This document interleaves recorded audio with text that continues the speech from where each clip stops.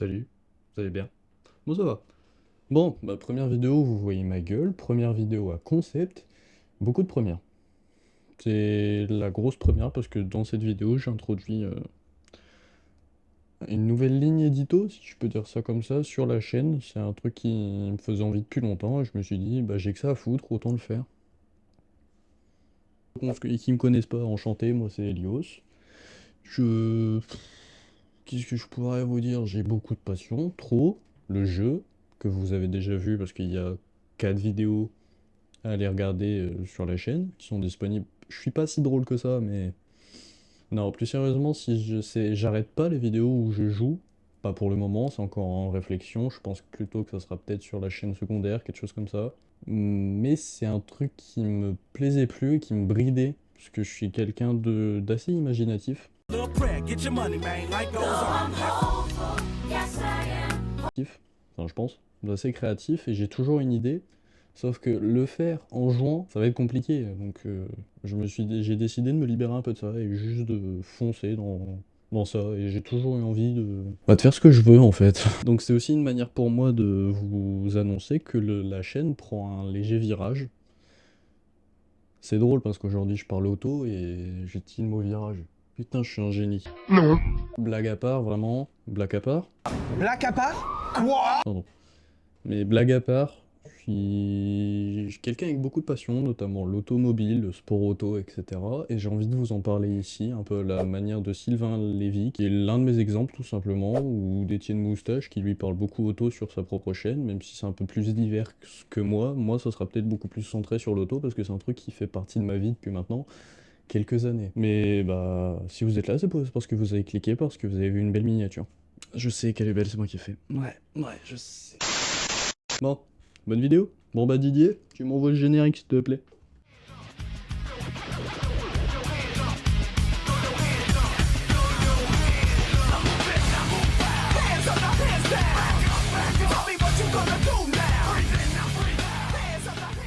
Quand je vous dis le mot underground, vous pensez à quoi le plus rapidement possible? Fast and Furious? Normal. Need for Speed? Plus normal. Initial D, ou toi t'es un bon. Après, quand je vous dis underground, en général, tu penses juste à des voitures qui sont tunées, avec des néons, qui driftent et qui font plus de bruit qu'un aspirateur Dyson. Normal. Mais il n'y a pas que ça. C'est plus... Oui, bon, j'ai pas de mots, voilà, c'est bon, ils m'ont niqué. Je vous propose aujourd'hui de plonger dans cet univers qui me passionne et qui en passionne peut-être plus d'un. Je pense que si t'as cliqué, c'est que t'aimes ça aussi. Et si ça t'intéresse pas vraiment, mais que t'as envie de découvrir, bah, je vais tenter. Voilà. Donc on remonte vraiment très loin dans Non. l'histoire et on remonte déjà dans un pays que je pense que vous aimez bien. Enfin, que moi j'aime bien. Je pense que ça se voit pas... Non, ça, non. Ça,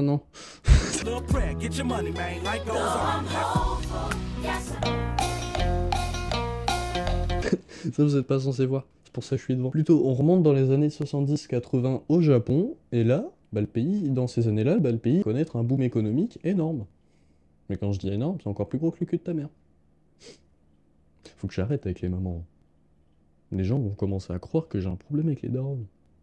Ce qui n'est pas faux. Et puis bah, s'acheter une voiture, même encore aujourd'hui, c'est un symbole de réussite. Enfin, moins aujourd'hui, mais à l'époque, c'était un gros symbole de réussite. T'achètes ta voiture, ça veut dire que bah, tu gagnes bien ta vie. Sauf que t'as une partie des jeunes qui, eux, bah, ils en avaient rien à foutre, quoi. Ça allait à une certaine limitation de vitesse, et puis c'est bien, quoi. Sauf que bah, les jeunes, vous savez qu'on est tous des cons, qu'on est tous des singes. Parce que pour la petite anecdote, les premières courses ont eu lieu, il n'y avait pas de route de bitumée encore. Il n'y avait même pas l'eau courante chez nous. Oui, on est des singes, oui. L'homme a toujours été un singe. Calèche à roue qui fait pète pète qui va vite. Et bon, on va le faire tous ensemble pour voir qui est le plus vite. Ouais. C'est à partir de cet instant-là que naissent les Street Racers. Et dans les Street Racers, on va retrouver les Achiria. C'est des cons, connards, des gros cons, comme moi, qui roulent à 250 km/h en plein centre-ville juste pour faire la course et savoir qui c'est qui est la plus grosse. Y a pas d'ABS, y a rien. Juste ça roule. Voilà. Oui, bah c'est des cons, qu'est-ce que je te dise. Et à côté, on va avoir les Toogie Racers, ceux qui vont s'entraîner sur des routes de montagne sinueuses, donc c'est-à-dire qu'ils vont faire un peu dans tous les sens, pour drifter. Ah, je vous dis qu'on n'est pas très fut-fut, hein. Même au Japon, ils sont pas si fut-fut que ça, hein. Ça drift, ça fait vroom, un pneu qui crie, singe content. Et c'est entre guillemets à partir de là que le drift est né. C'était pas encore une discipline, mais le drift est né dans ces années-là. Voilà. Enfin, il était peut-être déjà pas très pratiqué avant, mais je t'avoue, j'étais encore dans les couilles du daron, donc qu'est-ce que tu veux que j'en sache? Puis après, c'est un peu impossible de vous parler de cette année-là sans vous parler d'Initial D.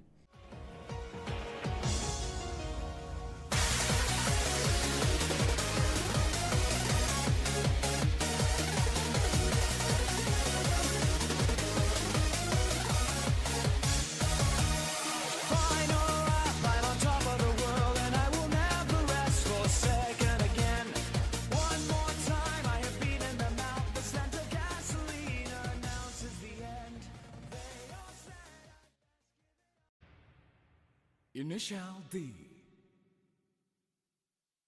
Mais c'est peut-être l'un des seuls animés qui m'a fait bander et qui me donne envie d'aller taper un petit drift sur le parking de mon carrefour là. Attendez, on verra. On verra, on verra. Mais c'est à partir des années 80-90 que le tuning va devenir un vrai langage. Plus qu'un langage, parce que le tuning, ça te permet de t'exprimer, d'exprimer ta personnalité, tout en exprimant au volant ton style de conduite. Et juste, si t'as envie de faire gueuler le moteur, tu peux quoi. Et tout simplement, juste tu modifies l'intérieur pour que ça aille plus vite. Parce que voiture qui fait pète très vite, c'est drôle. Ah oui, non mais ça vole pas haut, je vous dis. Même moi, je vole pas très haut, là, vous faire une vidéo sur ça. Alors que c'est illégal en France. Et dans les années 80-90 au Japon, bah, le tuning, ça devient un vrai langage. C'est pas juste ton oncle José qui va poser un petit kit, là. Un petit kit déco sur le C15 qui va faire quelque chose. Mais là, au Japon, t'es un peu con, tu veux que ton truc il gueule, tu veux de la déco, bah tu le mets, tu rajoutes un petit truc aérodynamique et ça part. Qu'est-ce que tu veux que je te dise? Dedans, on va découvrir trois styles bien différents. Le premier, les Bosozoku. Le deuxième, le JDM, qui lui est un style esthétique, mais qui est quand même dedans. Et les drifts. Enfin, les gens qui driftent. Moi, j'en ai déjà parlé avant, mais ils sont pas. Je te dis, dans la culture underground, ils sont vraiment dedans. Parce que c'est né dedans, littéralement, donc t'as pas le choix. Les Bosozoku, c'est quoi? Globalement, c'est des tarés qui roulent à fond, qui font des courses de rue un peu illégales. T'as le JDM qui, lui, comme je t'ai dit, c'est un style esthétique qui est assez épuré, mais qui rajoute quand même un peu d'aérodynamisme. Avec des néons, des conneries comme ça. Bon, les néons, c'est pas aérodynamique, mais je pars sur la carrosserie. Tu m'as compris, voilà. Non. Et le drift style, qui lui, bah, il était déjà là, mais il n'y avait pas vraiment de nom. Du coup, ils ont mis un nom dessus. Tu dérapes, bah drift. Et après, on a, je sais pas si tu le connais, le Drift King, genre. Je sais pas si tu connais, hein, mais c'est entre guillemets lui qui va populariser le style, entre guillemets. C'était déjà bien populaire chez les jeunes, mais lui, bah, dans sa jeunesse, il va vraiment faire que ça. Parce que lui va s'inspirer d'un style d'un autre pilote. Je vous prononcerai pas le nom parce que je saurais pas le faire, ça sera écrit en post-production, me cassez pas les couilles s'il vous plaît. Mais si vous voulez un petit fun fact, il a fait comme tous les jeunes, bah, il a commencé à drifter sur route ouverte, avant que ça soit la mode, comme la moitié des jeunes de son époque donc. Et deuxième petite fun fact, bah, c'est tout simplement Tsuchiya qui il va proposer le drift en compétition, ça va être accepté, il va créer la discipline. Voilà. Monsieur pose ses couilles sur la table, monsieur veut, monsieur obtient. Mais encore d'autres anecdotes sur lui, parce que j'en ai la pelle, hein. Dites-vous que ce gars, bah, il a aidé à la production de Initial D, notamment sur les scènes de drift, parce qu'il faut quand même apporter des connaissances techniques que t'as pas forcément si tu pratiques pas. Ce qui veut dire que les scènes en CGI qui paraissent dégueulasses à l'heure actuelle, hein, si tu les regardes, prépare de quoi pleurer ou pleurer du sang, hein, parce que ça pique, mais c'est bien. Du coup, pour éviter que vraiment que la voiture fasse des trucs pas normaux, qui sont pas faisables, bah, il a juste participé. Et encore une fun fact, bah, il nous fait deux petits caméos dans le film Tokyo Drift. Et là, bah, à la fin des années 90, bah, t'as Internet qui débarque. Du coup, ce qui fait que les petits kékés là qui s'amusaient, les petits Kevin là du fond de la classe qui s'amusaient à faire du drift pour venir à l'école, bah, ils peuvent se filmer. Parce que t'as la VHS, t'as Internet, t'as tout qui débarque tout simplement. Du coup, ils peuvent poster. Oh! Puis vous montrer ce qu'ils savent faire. Ce qui fait que nous, bah, on va commencer à le découvrir. Parce qu'en même temps, chez nous, bah, Internet, ça arrive aussi. On n'a pas 10 ans d'écart entre chaque pays, je vous rassure. Et c'est aussi vraiment à la fin des années 90 que t'as Hollywood qui va débarquer, qui va proposer un petit projet. Genre, je sais pas si tu connais Fast and Furious. C'est vraiment Fast and Furious qui va vulgariser, entre guillemets, chez nous, l'underground. Ils ont posé leurs couilles comme ça, ils ont fait la même que le Drift King en mieux, parce qu'il y a plus de ventes, c'est plus connu, c'est plus pratiqué. Je parle pas de la...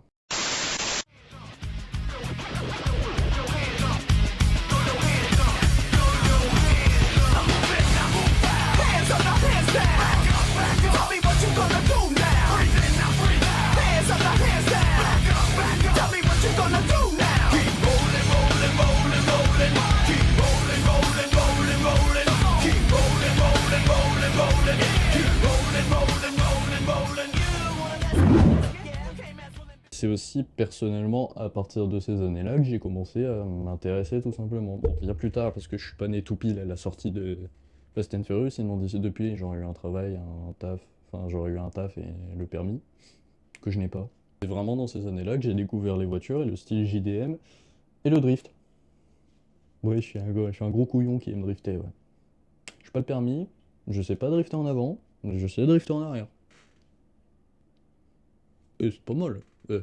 Bon, la Corsa, elle a pris cher, mais ça, c'est un détail. Mais c'est vraiment à partir de ces années-là, ça fait beaucoup de fois que je le dis, mais que je suis vraiment tombé amoureux de ce style-là. Et après, bah, début 2000, t'as un petit studio de jeu, je sais pas si tu connais, EA, Need for Speed, Underground, Need for Speed Underground qui débarque. And now you become a part of me. You'll always be right here. You become a part of me. You'll always be my fear. I can't separate myself from what I've done. Giving up a part of me. I've let myself become you. Du coup, les jeunes qui sont un peu geeks, qui aiment l'automobile, bah, t'as la culture underground, tu fais des courses illégales, t'incarnes tout ce que tu veux dans un petit monde pixelisé vraiment pas mal, et franchement aujourd'hui quand ils jouent encore Underground 1 et 2, ça fait pas mal aux yeux, pas tant.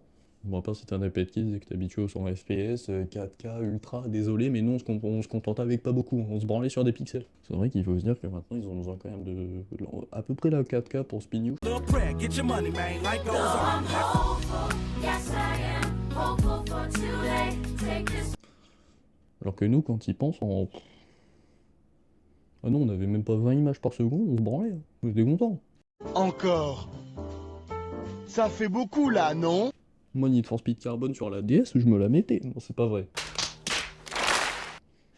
C'est pas vrai. C'est pas vrai. Donc début 2000, bah, t'as Underground tout court qui arrive, et après, bah... Ils ont fait un petit succès. Ils se sont dit, bah, Underground 2, tiens, mange. Donc là, t'as des néons, t'as tout ce que tu veux, t'as du tuning, et les musiques, mon copain.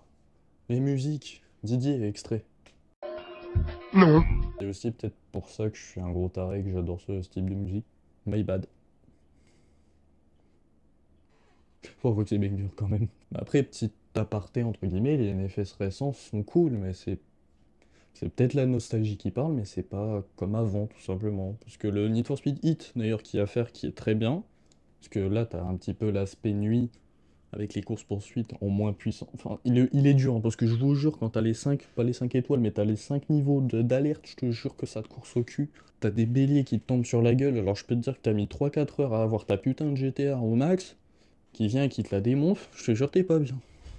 Je te jure tu tapes une dépression, j'en ai fait 5 de dépression à la faute de ce jeu. À chaque fois je retournais sur Underground, c'était plus facile. Mais c'est peut-être l'un des seuls NFS à l'heure actuelle qui vaut le détour. Unbound, d'après ce qu'on dit, il est pas mal. J'ai pas d'avis, écrivez le vôtre en commentaire. Et d'ailleurs, petit teasing, il y aura une vidéo sur l'histoire des jeux NFS, ça a déjà beaucoup été fait, mais moi j'ai envie d'en traiter parce que ça m'intéresse. Voilà, bisous. Mais à l'heure actuelle, bah, l'Underground c'est quoi? Hop ta gueule.